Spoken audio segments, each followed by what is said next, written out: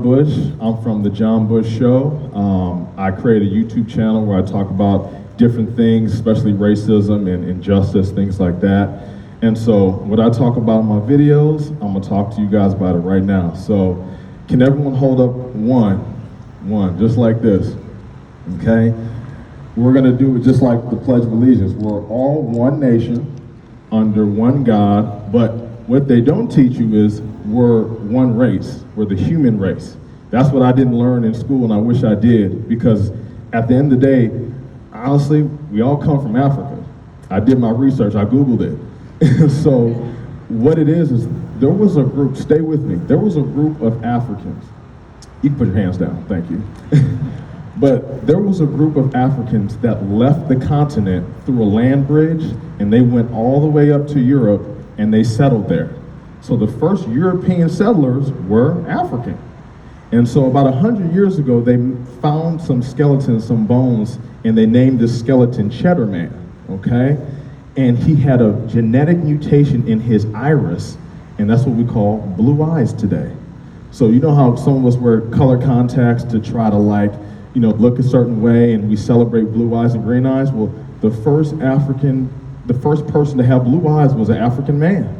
So see how much we're connected?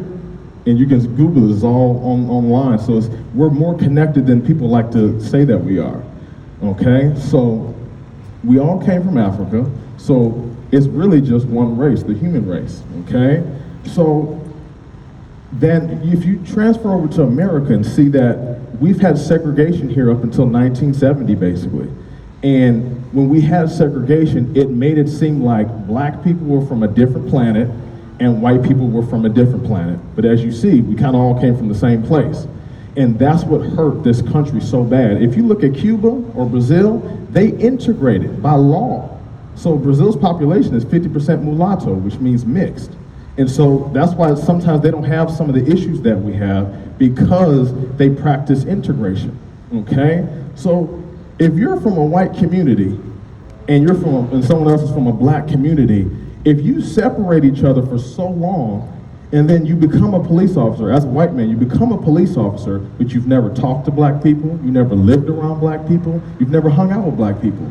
And then you go into a black neighborhood that's impoverished, and they don't have the resources that your white family did, of course you're gonna step on some black man's knee and hold it there for 8 minutes, because you almost look at them like they're from another planet.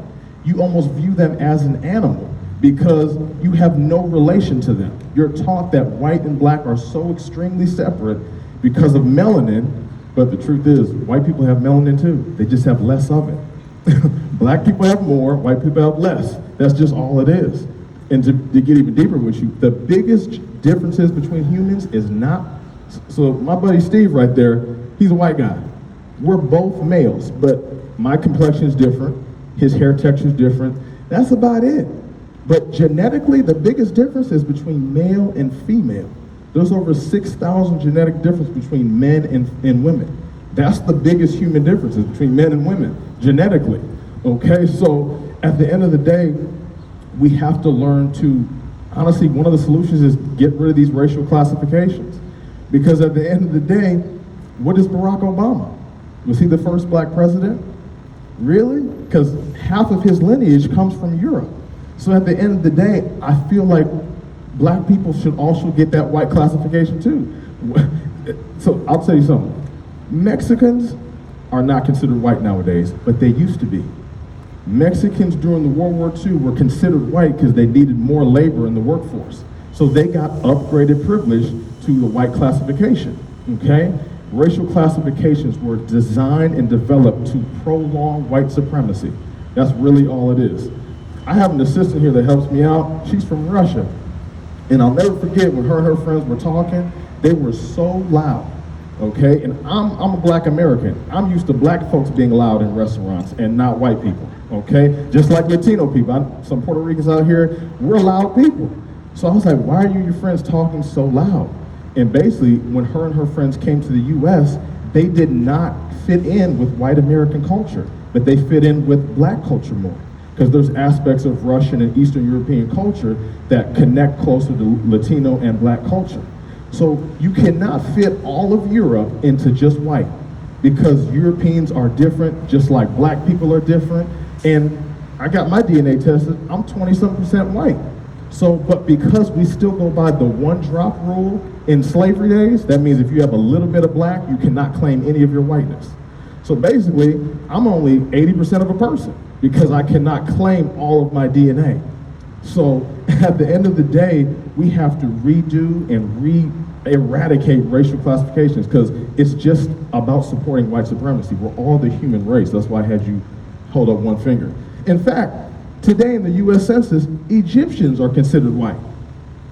Now, I don't know, Egypt is in Africa, am I wrong? I thought it was in Africa, but it's considered white today.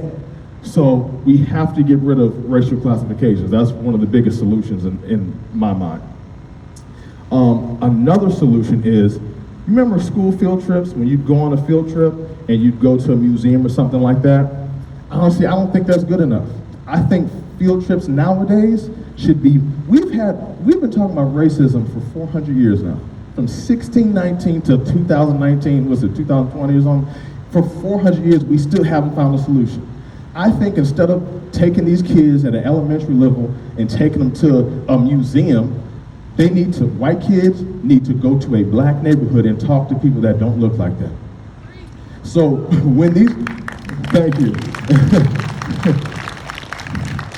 And why I say that is because I was raised in a wealthy white neighborhood. I have a black family, but I was raised in a white neighborhood.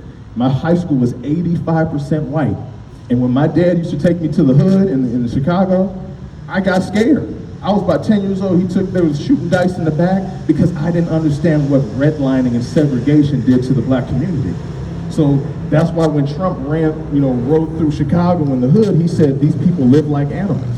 So another point is, everyone might not agree, but black people need reparations. Black people need reparations. They do. Why do I say that? Because, I live in Tampa, Florida. I have a business partner that lives in Sarasota. If you guys been to Sarasota, Longboat Key, it looks like heaven on earth, and it's 99% white.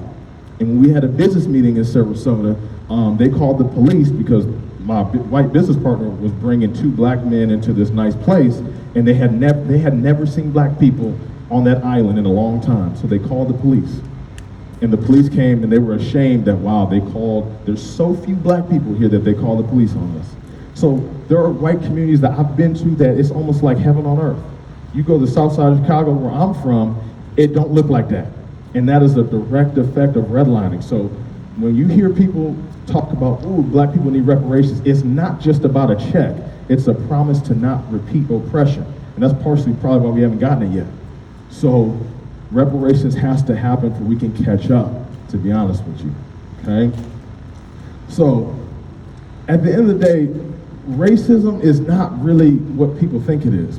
People think, I'm white, I'm privileged, I just wake up, I hate black people. That's not really how it works.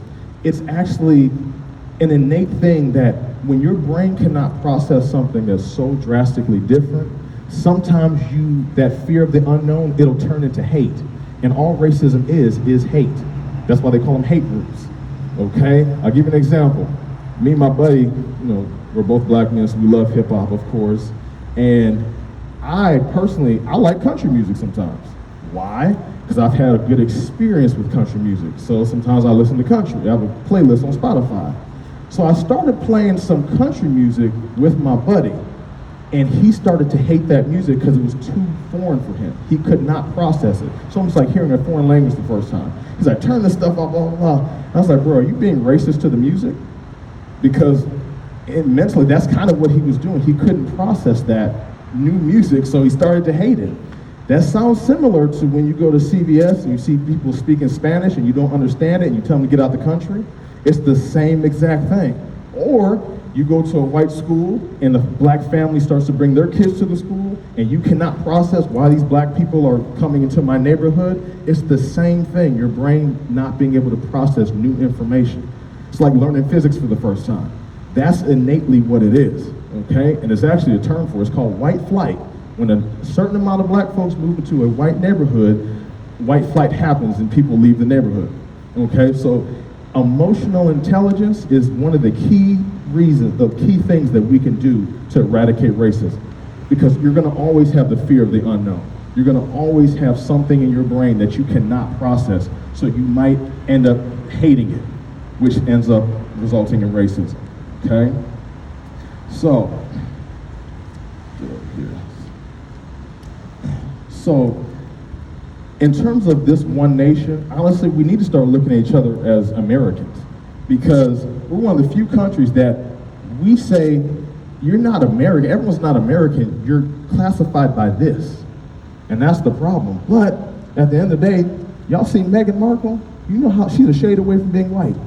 So we need to start classifying people as what they're humans, you know, and get rid of these racial classifications, because if we looked at each other as Americans, as humans, and that we're fighting this together, we can achieve a lot.